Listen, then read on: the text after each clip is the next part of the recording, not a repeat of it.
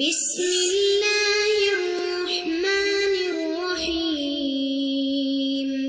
الحمد لله رب العالمين والصلاة والسلام على أشرف الأنبياء والمرسلين أما بعد فأستعيذ بالله من الشيطان الرجيم بسم الله الرحمن الرحيم. السلام علیکم ورحمۃ اللہ وبرکاتہ. عزیز طلبہ کرام، امید کرتا ہوں احباب خیر سے ہوں گے. انشاءاللہ آج ہم تفسیر جلالین کے درس نمبر 278 میں سپارہ نمبر 19 سے سورہ شعراء کی منتخب کردہ آیات 141 سے لے کر 150 تک پڑھنے کی سعادت حاصل کریں گے، جن میں کلام باری تعالی و کلام مفسر کا ترجمہ ہوگا. کلام مفسر کی تشریح و توضیح کرنے کی سعادت حاصل کریں گے اور ساتھ ساتھ ترکیبی و تحقیقی اغراض و فوائد کو ذکر کرنے کی کوشش کریں گے. تو آئیے طلبہ کرام بلا تاخیر بڑھتے ہیں اپنے آج کے درس کی طرف. بسم اللہ الرحمن الرحیم. کذبت ثمود المرسلین، سمود نے بھی رسولوں کو جھٹلایا. اذ قال لهم اخوهم صالح الا تتقون، جب ان کے بھائی صالح نے ان سے کہا کیا تم کو خدا کا خوف نہیں ہے. انی لکم رسول امین، میں تمہارا امانت دار رسول ہوں. فاتقوا اللہ واطیعون، پس اللہ سے ڈرو اور میری اطاعت کرو. وما اسألکم علیہ من اجر انما اجری الا علی رب العالمین، اور میں تم سے اس پر کوئی صلہ اجرت نہیں چاہتا، میری اجرت میرا صلہ تو رب العالمین پر ہے. اتترکون فیما ہاہنا من الخیر آمنین، کیا تم کو ان راحت کی چیزوں میں بے فکری کے ساتھ رہنے دیا جائے گا. فی جنات وعیون وزروع ونخل طلعها حدیم، جو یہاں دنیا میں موجود ہیں، یعنی باغوں اور چشموں اور کھیتوں اور کھجوروں میں جن کے شگوفے نرم و نازک ہیں یا جن کے شگوفے گتھے ہوئے ہیں. وَتَنْحِتُونَ مِنَ الْجِبَالِ بُيُوتًا فَارِهِينَ، اور تم پہاڑوں کو تراش کر فخریہ طور پر گھر بناتے ہو. بتا رہے ہیں کہ ایک قراءت میں فارہین الف کے ساتھ لکھا گیا ہے، یعنی ماہرانہ انداز سے. فاتقوا اللہ واطیعون، اللہ سے ڈرو اور جس کام کے لیے تمہیں کہوں اس میں میری اطاعت کرو. آئیے طلبہ کرام ترجمہ کے بعد بڑھتے ہیں آج کے درس کی تشریح و توضیح کی طرف.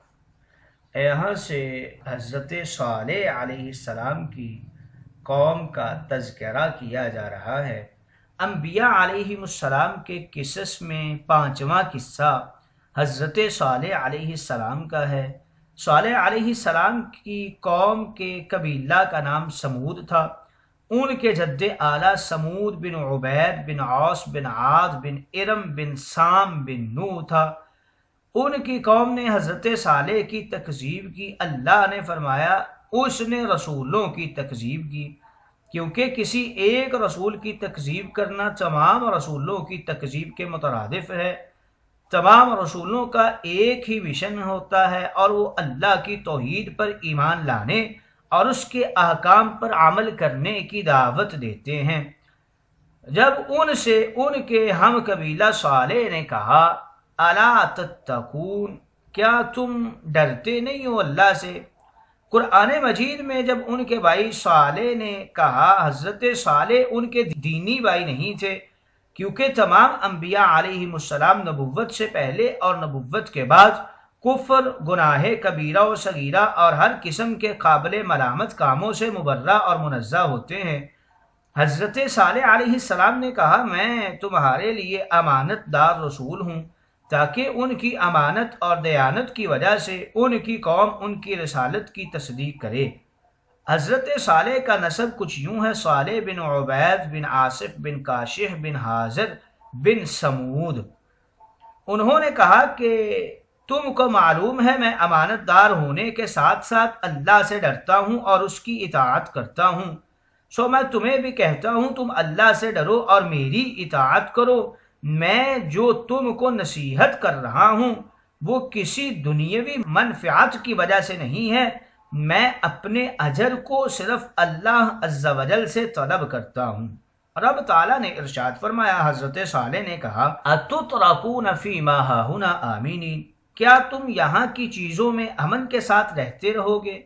باغوں میں اور چشموں میں، کھیتوں میں اور کھجور کے درختوں میں جن کے خوشے نرم ہیں، اور تم خوشی سے اتراتے ہو، پہاڑوں کو تراش کر گھر بناتے ہو، بس اللہ سے ڈرو اور میری اطاعت کرو ان امور میں جو میں تمہیں حکم دیتا ہوں۔ یہاں پر بتا رہے ہیں کہ طلع کا معنی خوشہ، گچھا، گابا۔ کھجور کے درخت کے پہلے شگوفہ کو کہا جاتا ہے جو باہر نکلتا ہے، اس کو طلع کہا گیا ہے۔ قرآن مقدس میں وَالنَّخْلَ بَاسِقَاتٍ لَهَا طَلْعٌ نَضِيدٌ، اور کھجور کے بلند درخت جن کے خوشے طے بتے ہیں۔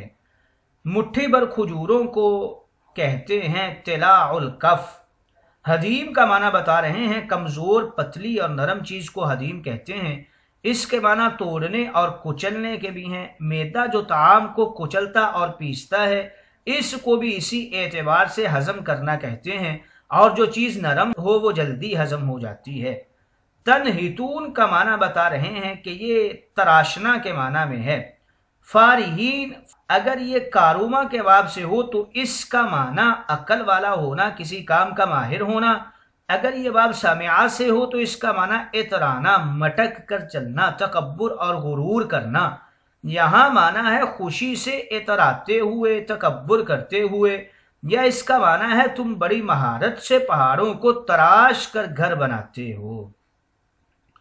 ان آیات کے ظاہر سے یہ معلوم ہوتا ہے کہ قوم ہود کے اوپر عقلی اور معنوی لذات غالب تھیں، کیونکہ وہ سربلندی کو ہمیشہ باقی رہنے کو، انفرادیت کو اور تکبر کو پسند کرتے تھے، اور حضرت صالح کی قوم پر حسی اور ظاہری لذات غالب تھیں، کیونکہ وہ کھانے پینے کی چیزوں اور اچھی رہائش کو پسند کرتے تھے، اور یہ اہل دنیا کی لذتوں میں سے لذتیں ہیں، اور آخرت کی لذتیں ان تمام لذتوں سے بالاتر ہیں۔